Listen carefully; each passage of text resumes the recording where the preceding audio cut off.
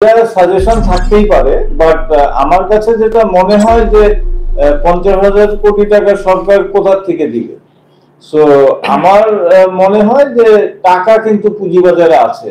Only thing হলো আপনি এই যে প্ল্যাটফর্মটা, এখানে আপনি কনফিডেন্স ফিরিয়ে দেন, টাকা কিন্তু অটোমেটিক আসবে। এই বাজারের টাকা বাজারেই আছে, কিন্তু আপনাদের এই কনফিডেন্স ফিরিয়ে না দিতে পারলে 50,000 আর 1,00,000 কোটি টাকা দিলেও কোনো লাভ হবে না। তার কারণটা ওই আইসিবি কে তো দেয়া হয়েছে 3,000 কোটি টাকা, 2500 কোটি টাকা তো ওনারা রিপেমেন্ট করে দিচ্ছে। সো কি লাভ হলো বাজারে? 500 কোটি টাকা ওনারা করেছেন কিনা আই ডাউট ইনভেস্টমেন্ট। সো কাজেই আমার কাছে মনে হয় দেখেন এইগুলা করে লাভ নাই, এটাকে আপনাকে মূল জায়গায় এই প্ল্যাটফর্মটাকে স্বচ্ছ বানাতে হবে, অ্যাকাউন্টেবল বানাতে হবে। আর এই আপনার তাহলে দেখবেন পুঁজিবাজারের যে টাকার ফ্লোটা অটোমেটিক বেড়ে যাবে। এখন কি হচ্ছে, এখন ধরেন যে এরকম ফাইন হচ্ছে, বড় বিনিয়োগকারীরা মনে করছে যে আমারও তো বড় পোর্টফোলিও, সো কাজে আমার কোন সময় ফাইন হয়ে যায়, আমার কোন সময় অ্যাকাউন্ট ফ্রিজ হয়ে যায়। তো সেই কারণে ওনারা সাইড লাইনে বসে আছে। কারণ হলো পুঁজিবাজার পুরা ওয়ার্ল্ডে, পুঁজিবাজার পুরা বিশ্বে পুঁজিবাজার খুব সাই একটা বাজার। হ্যাঁ, বিনিয়োগকারীরা খুব সাই হয়, লাজুক হয়, একটা কিছু হলেই ওনারা লজ্জা পেয়ে বাজার থেকে বের হয়ে যায়। কাজেই আমাদের বাজারেও সেই জিনিসটাই হয়েছে। কারণ আপনার অ্যাকাউন্ট ফ্রিজ করে দিচ্ছেন, হ্যাঁ, ওগুলা ছাড়ছেন না। আপনি এদিকে এই যে মনে করেন যে ফাইন করছেন, যারা শেয়ার কিনে বসে আছে ইনভেস্টর, সত্যিকার ইনভেস্টর, তাদেরকেও ফাইন করে দিচ্ছেন। ভাই এই প্ল্যাটফর্মটা তো কেনা বেচার জন্যই।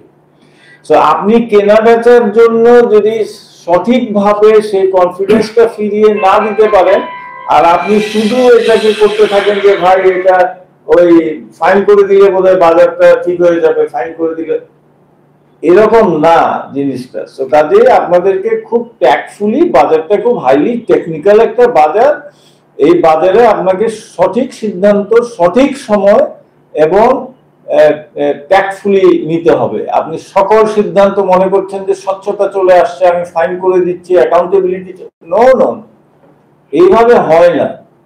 দেখেন 10% কেন, এখন তো ইন্টারেস্ট রেট 12%ও আছে, 13%ও আছে। পয়েন্ট ইজ যে আপনি ইন্টারেস্ট রেটটার কথা বলছেন, আপনি ইন্টারেস্ট রেটের দিকে যাবার আগে অনেক কাজ আছে যেগুলো বিনিয়োগকারীদের জন্য করা প্রয়োজন, সেগুলোই তো করছেন না। সো আপনাকে যদি ওই কাজগুলো করেন বিনিয়োগকারীদের স্বার্থে, তাহলে দেখবেন অটোমেটিক্যালি আপনার বাজারটা একটা পর্যায়ে চলে আসছে। আপনি ওই কাজগুলো আগে করেন, বাজারে ডেভেলপমেন্ট পলিসি আনেন। শুধু ফাইন ফাইন ফাইন ফাইন করলে হবে না। হ্যাঁ, আপনার বাজারে যদি ইন্টারেস্ট রেট ব্যাংকের থাকে বেশি, তাহলে কিছু একটা ইয়ে হয়, বাট আনফরচুনেটলি সেই জিনিসগুলো আমাদেরকে একটু বুঝতে হবে। সরি, তো এই জিনিসগুলো যদি না বোঝেন, ভাই ওইটা তো ইন্টারেস্ট রেট করে দিচ্ছেন, এখন ওইটার থেকে বাঁচার জন্য কিছু পলিসি করেন না, তাহলেই তো ওরা আবার ফিরে আসবে পুঁজিবাজারে, যদি পলিসি আপনি ভালো করেন। সো কাজেই এই কাজগুলো একটু বিএসসিসি কে করতে হবে, এবং এই কনফিডেন্স ফিরিয়ে আনার জন্য বিএসসিসি কে কনফিডেন্সটা ফিরিয়ে আনতে হবে। আদারওয়াইজ এই কনফিডেন্স আমি আপনি ফিরিয়ে আনতে পারবো না। আমি আপনার নিজে থেকে কোনো কিছু যদি বলার থাকে আপনি 1 মিনিটে বলতে পারেন, একদম লাস্ট যদি আপনার কিছু বলার থাকে।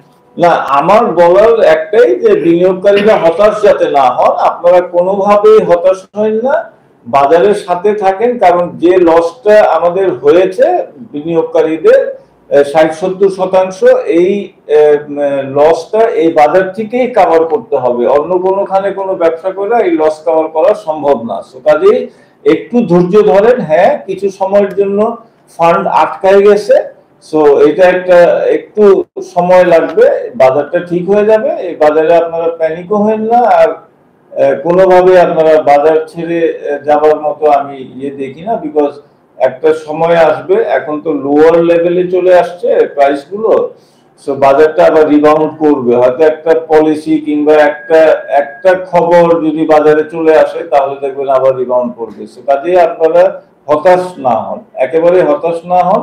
এবং এটা স্বাভাবিক, মন খারাপ হয়, এটা ঠিক কথাই, কিন্তু তারপরেও আমি বলবো হতাশ যাতে না হয়।